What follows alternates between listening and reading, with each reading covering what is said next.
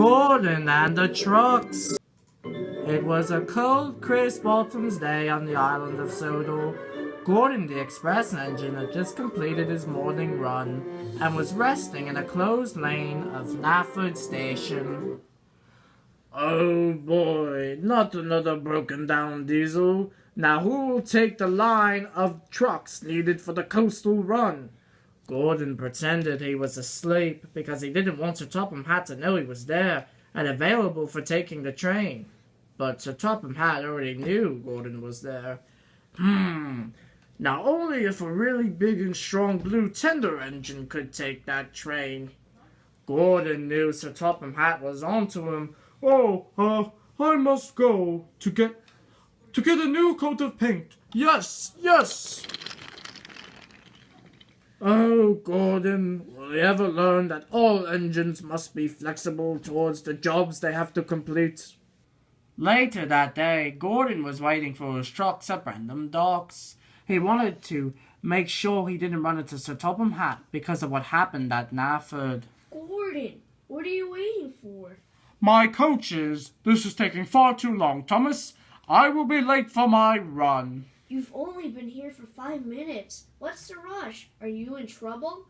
Gordon mumbled to himself, sort of.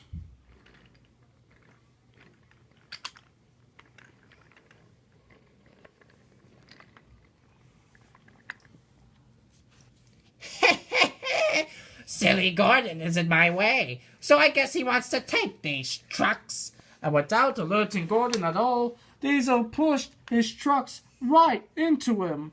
Hey, back there! Who is that? Gordon, you stinky steamy, you should be off already with your trucks. Oh, the indignity! I don't want these trucks. Diesel, uncouple them at once. But then there was trouble. Thomas noticed something alarming. Gordon, Diesel smashed the truck so hard their front coupling is mangled to yours. This can't be. I must be able to uncouple. I must. A dock worker tried uncoupling Gordon from the train, but it was no good. I don't have the special tool which would loosen this coupling. Looks like we'll have to take this train, Gordon. But what about my express? I'm sure someone else will be able to take your express. Oh, sir, I didn't know you were there. Oh, so like you didn't know I was at Nafford earlier? Well, no need to explain yourself, Gordon. Let the past stay the past. But now, you must take this line of trucks. Oh, but can't we get the tool to... You will do as you are told. And Gordon did just that. Meanwhile, Duck had returned to Tidmouth Chaise, looking very flustered. Duck, what's the matter? I can't seem to find my slip coaches. Sheila told me she hasn't seen them for the past few days, and I need them to take some holiday makers to and from Normanby Beach. I wish I knew where your coaches were, Doc. Perhaps you should just take some normal express coaches back at the shunting yards. Yes, you're right, Thomas, but I still would like to know where my coaches went. That's so strange, Thomas. Didn't Gordon have to use the slippies a few days ago? I remember. I best be off and ask Gordon myself. But Gordon wasn't in the mood for any type of questioning for any engine, because the trucks were, of course, acting very troublesome.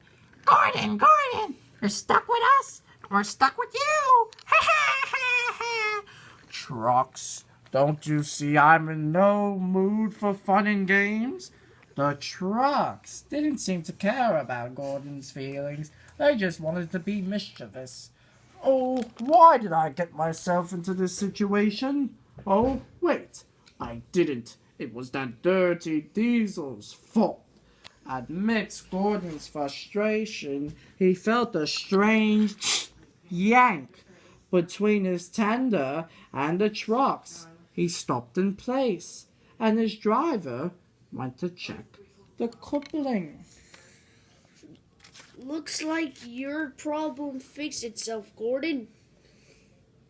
Gordon's coupling was now straightened out, and he could easily be uncoupled from Diesel's trucks. As soon as his driver went back into his cab, he uncoupled from the train. What a lark! What a lark! Now let's see if any coaches are available for me to take at Nafford. Charlie? Charlie? Doc, hey, want to hear a joke? What is black, white, and red all over? Newspaper, but I have much more pressing matters. My coaches are missing. Oh, well, that's not good at all. Do you think you know where they've gone? Well, I was about to take Sir Topham Hatt to inspect the signals again, but I'll keep your missing coaches in mind. That would be great. I'm very worried. Only moments later, Gordon rushed into the shunting yard. I need coaches, and I need them fast. But the entire shunting yard was empty. No coaches in sight. Oh, the indignity. Oh, wait, there must be coaches at the Tidmouth yards. Signals checked, Charlie. Proceed. Charlie was on his way to the next signal. Charlie, stop! What is that straight ahead? Both of them noticed a long line of trucks right in front. Those were Gordon's. Why they are here is beyond my imagination. Seems like Gordon didn't want to take any freight cars today. Which makes me wonder where he is now. Sir, I couldn't help but overhear you discussing Gordon's whereabouts. I just saw him leave Nafford. He's going to Tidmouth to look for coaches. Edward, can you take these trucks while Charlie and I head to Tidmouth? I must get to the bottom of this.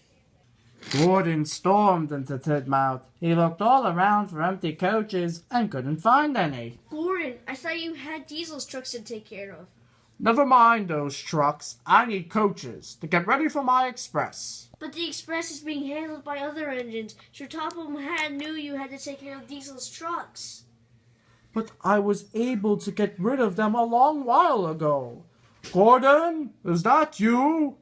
Oh, Gordon rushed into his berth and his door slammed closed. Did Gordon run into there? Yes. Gordon, please come out. Gordon was hiding from Sir Topham Hatt because he knew he was in big trouble. But he was really making himself seem quite silly. And no proud and mighty express engine should ever feel embarrassed. So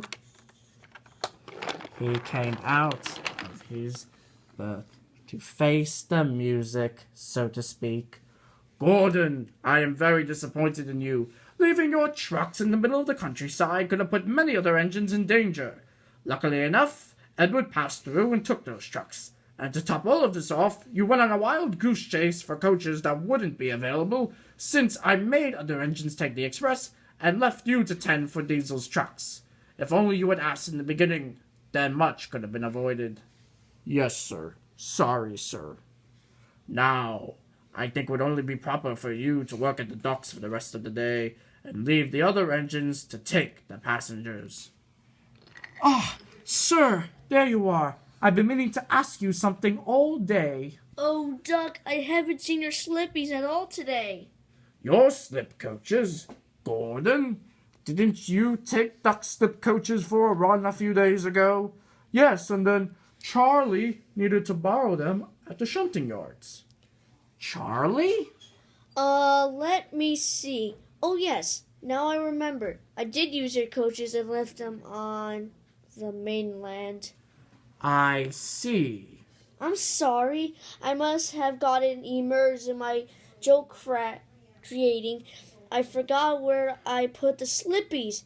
Forgetful like Sydney. Huh, Thomas, that's funny. Very good.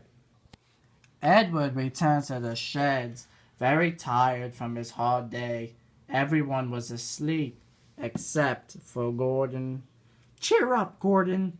You made a mistake, but hopefully you've learned from it and can move on. Gordon knew Edward was right. In due time, he would be able to make up for his bad decisions and continue to be a really useful express engine. The end.